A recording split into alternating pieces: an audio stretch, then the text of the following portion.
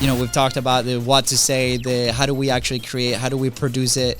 And now a lot of people forget that content needs to be distributed, needs to be put out there. So we're talking about specific things that you can do to increase your audience and then to remove the friction to actually go ahead and execute it. What is the intention that we put into distributing specific pieces of content versus the safety net of content? So how can we establish a system that keeps those out for new people to find it? And then on top of that, there's a layer of intentional content where it's like we're answering questions. Can we tag our guests? Can we collaborate with them? All these puzzle pieces, how do we put them in place in the week so it goes out automatically? If we have something that's set in stone for consistency, which we know is like the mother of everything, because without consistency we cannot measure anything. Perfect. Then we can use systems and team members or even AI software to be able to put these pieces up for circulation, right? Hey guys, and welcome back to Condense Profit. Today I have a very special behind the scenes episode. We are working on a little bit of a secret project now for a few months with a friend of the pod, and we'll announce that very, very soon. But what I wanted to share is one very detailed conversation that I had with this person. It's actually like me kind of unloading a lot of information about the distribution phase of our 6-lever process, right? So, we've talked about the what to say, the how do we actually create, how do we produce it. And now a lot of people, forget that content needs to be distributed, needs to be put out there. So we're talking about specific things that you can do to increase your audience and then to remove the friction to actually go ahead and execute it. And we go like really tactical. We give some examples of podcasts. We give some examples on YouTube. What are some metrics that you should be looking at to get better at your process and increase your audience and remove the friction so then you can monetize and manage all this process all together. So I hope you enjoy it. Let me know if this helps you. Let me know if you have any questions as well. You can send us a message at BizBrosco in every single platform. And I would love to hear your feedback since this is a new style that we are creating for you. All right, enjoy. We ended up in distribution. So this is the 4th lever, right? And there's ways that we can increase the attention and decrease friction, right? So a few of these elements are what is the intention that we put into, distributing specific pieces of content versus the safety net of content. So examples are safety net is something that is very consistent, that we don't miss a day. So in our case, that could be the clips from a podcast that could serve the purpose of promoting the podcast, but also elevating you as a brand or as an authority, right, in the space. And that's something that goes out every day. So how can we establish a system that keeps those out for new people to find it? In fact, I was just checking YouTube, and it's an average of 87% of people are finding our show or stuff because of shorts, for example, right? So if we put that on Instagram Reels and TikTok as well, new people are going to be familiar with our faces, with our brand, with our show at XYZ, and then a number of people will transition to consume it, will transition to trusting us, and so on. Now, on the intention side, well, on this side would be like, okay, what is a piece of content that we can create specifically, right, to solve a problem or to answer a specific question, right? So this could be like a smaller YouTube video, that could be a smaller reel, right? A 1-minute reel, but it answers that specific questions. These might take a little bit more resources than just clipping a long form piece of content. But again, what is that mix? So do we have a safety net that keeps daily content? And then on top of that, there's a layer of intentional, content where it's like we're answering questions.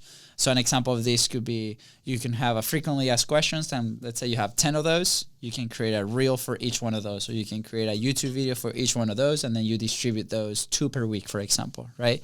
So what are these layers that we're creating for that? That will obviously increase the audience number, right? Can we tag our guests? Can we collaborate with them? So these are more tactical for the distribution of the content. At this point, can we run ads with them to that content, right? Like there's many ways that we can collaborate with the other person that's part of our platform to increase the audience level, right? We can dive deeper into this. But what are some things that creatively we can do with them. Let's say they have a newsletter, let's say they have a physical magazine. Can we provide them with some content where they can put it in that magazine, and then some of their readers and listeners, come to our show, for example, right?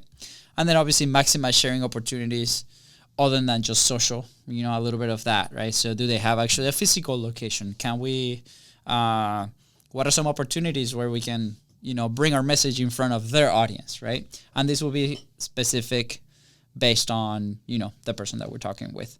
Let me see if I can think some examples. Oh, this is a good example. Very weird example. So we had an incredible person, George Bryant, come to our show. He's been there, I think probably 3 or 4 times. And because of the energy of the show, and we were resonating a lot with what he was saying, he invited us to actually MC one of his mastermind, high-level mastermind. So that event allowed us to be in front of, 20, 30 incredible entrepreneurs, MCing his event, but also sharing our message. And from that, we got business. From that, we got authority. From that, we got an incredible experience. So again, we can get really creative. It doesn't just have to be social, right? And then to remove the friction, meaning how can we make distribution faster? How can we make distribution more effective? I would recommend something like a distribution matrix, right? So it's like, okay, now we have a safety net of content, which is, let's say, 7 clips per week, plus 5 stories, plus intentional content 2 times a week, right? All these puzzle pieces, how do we put them in place in the week so it goes out automatically? And it's not us distributing. Maybe it's a virtual assistant or an intern or somebody in our team that can put those pieces into distribution.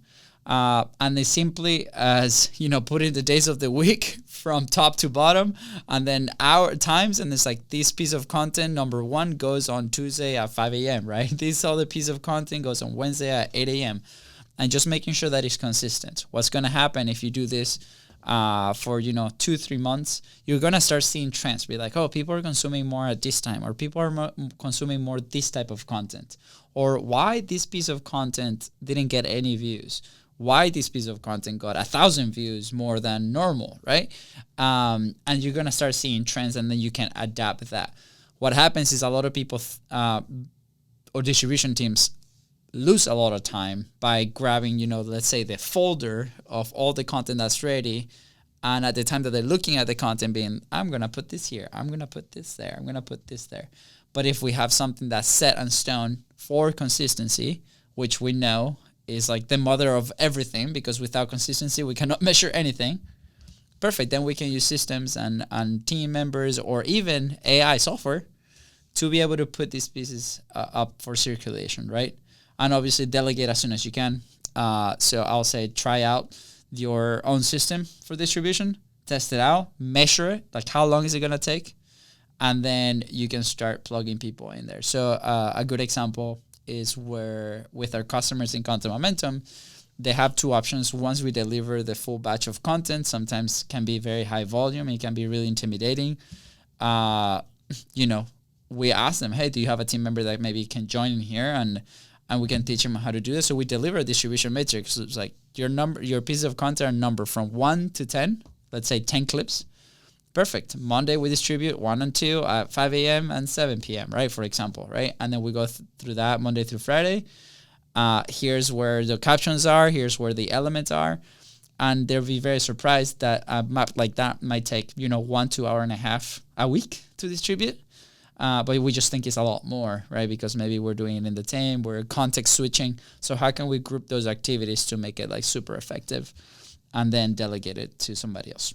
Here's an example, a visual example of a content map, right? You have your main pieces of content, which are your macros, MP3, which is audio, MP4, which is video, a transcript, that's a supporting asset for the video. Sometimes your sub files, whatever, right? And then you have your videos and then your vertical quotes. So in this case, 5 vertical videos and 1 vertical quote. And then in the next slide, we see kind of the distribution matrix, right? You have Friday, the episode release that goes out with an email with a link to the YouTube channel. It goes out with a Facebook post that links to the YouTube channel.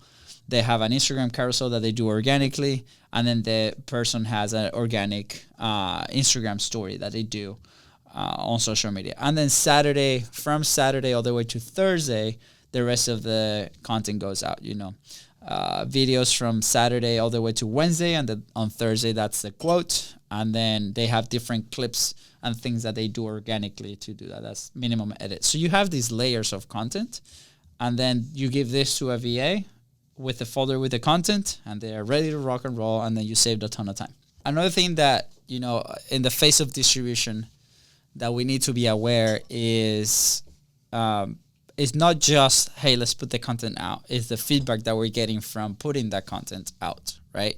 So one of the ways that we can do is, can we go back to the platforms and see what is the content that's performing better, or is the performance that's doing well? And one of the things is identifying your outliers. What are the pieces of content, assuming you have a safety net of content that you do consistently over a long period of time, that are doing better than other pieces? So in this specific case that I'm showing right here, we've published the same content, the same clip. We're in a stage in the modern media world that you can publish a vertical piece of content in 3 different platforms, sometimes 4 if you count Facebook Reels. Not the same as Instagram Reels.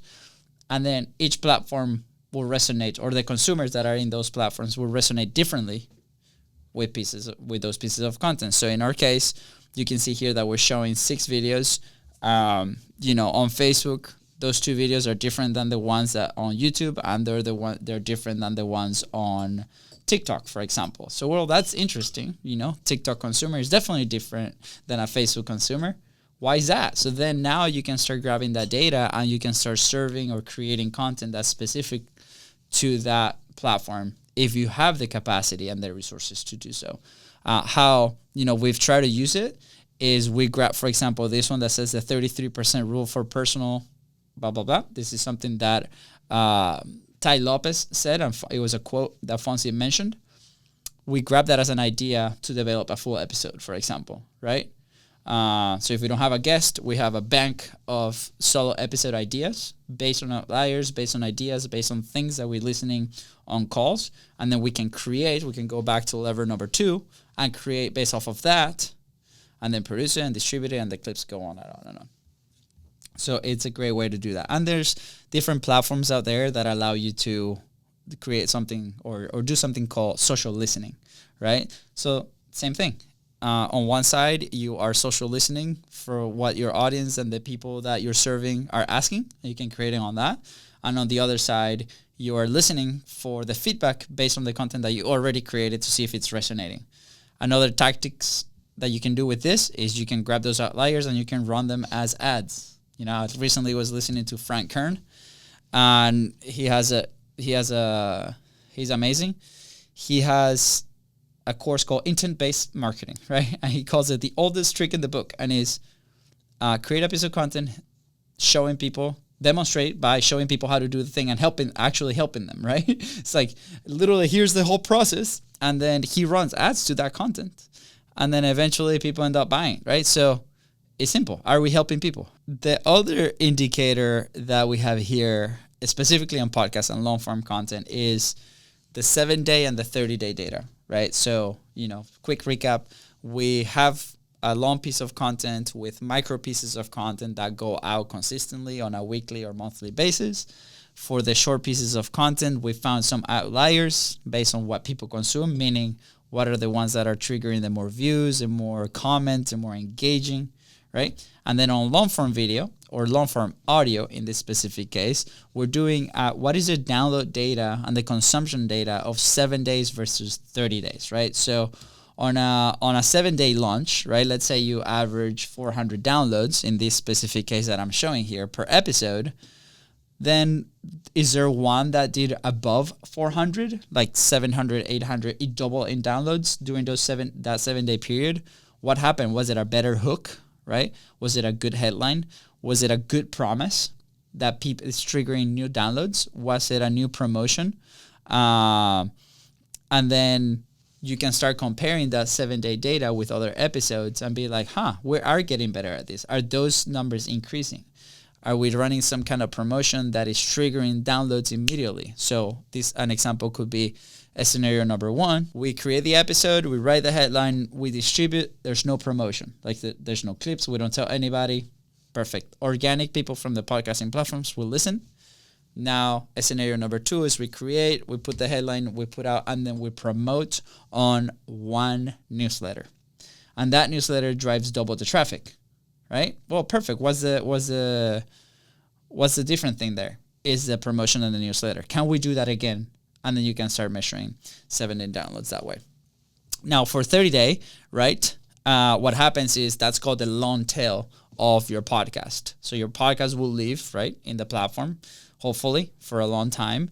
What happens is like people now are finding you because they're searching for that topic. Maybe they're searching for the name of the guest that you have. And that episode will continue to grab downloads over a long period of time. Maybe they're finding it on your website. Maybe they're finding on another newsletter promotion. Maybe you ran an ad to it, right, after the first 7-day period.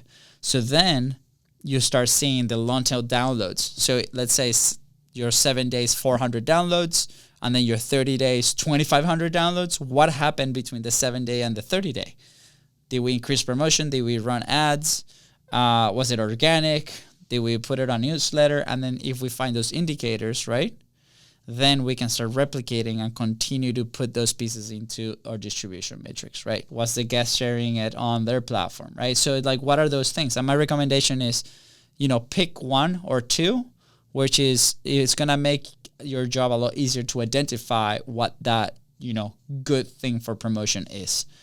Instead of trying 7 things at once, right? For YouTube, right, indicators, podcasting on YouTube is a whole different animal because you're competing for the attention for a consumer that's used to probably a different video, right? So yes, there are people that consume podcasts on YouTube, 100%, right? But at the same time, a YouTube consumer might be sitting, I think now TV YouTube consumption is higher than computer YouTube consumption. With that said, this is where we can start grabbing data and learning a lot. So for example, YouTube will give you the still watching after 30 seconds. Right? So it's your like first 30 seconds, your first 5 seconds and 30 seconds of the video. Do we have something engaging in there that will allow people to continue to consume the content, right? If they're not, so in this specific case that I'm showing here, one of the videos, people are falling off after only 62% are watching after the first 30 seconds. What happened to the rest of the 40 seconds? Was the promise not enticing enough? Was the content not exciting enough for them? So these are the questions that we can start asking to make the content better, right? Click-through rates, right? A lot of people that are familiar with YouTube, this is, from your thumbnail to consuming the content is what's that rate? So, I don't think we haven't come across there's no specific per industry, for example, right? I think our theory is that you have to start putting content out there and see what yours is doing. So if your average is, let's say, a 5% click-through rate or a 2% click-through rate, then can we do better? Right? Can we achieve a 7%? Can we achieve an 8%? Can we achieve, in this case, we have a few here with 14% and 8.3%. That means that those are doing way better than the other ones. So do we have a good headline? Do we have a good thumbnail? Do we have a good name leverage, right? So people are looking at it, causing, and then they click. On consumption data, right? Consumption means, are people listening to our show? Are people watching the show? So in this specific case here, I'm showing 3 episodes, with 95%, 92%, 91%. That means people are listening to those episodes almost to the end, right? And then there's other episodes here that are 25%, 24%, 24%. So these, we're looking at both ends saying, okay, the ones that people are consuming a ton, what are we doing well there, right? Is our energy good? Are the questions good? Is the conversation exciting for the people listening? For the ones that we didn't do good, 25%. Why are people falling off after 25%? Maybe we got a lot into personal stories, for example, which for a long time, that's what we were doing instead of actually giving tactical advice for content, right? So maybe that's it. So it's just a great way. But funny enough, here, I have a video that is 24% consumption data on audio, but it has been our most downloaded episode. Then obviously, on YouTube, you'll see those data as watch time. So, in this case, you have 38%. Compared to 4% or 4.5%. So we're okay, on YouTube, we're getting a lot of data. So on YouTube, there's more elements that you can play with, right? Is not only the conversation is good, is it visually appealing for people to be okay, I'm actually watching this. There's so many elements that we can start learning from what this is, right? from what the data is telling us. So why are people falling off? How can we keep them engaged throughout the episode, and so on. And that wraps up our distribution phase.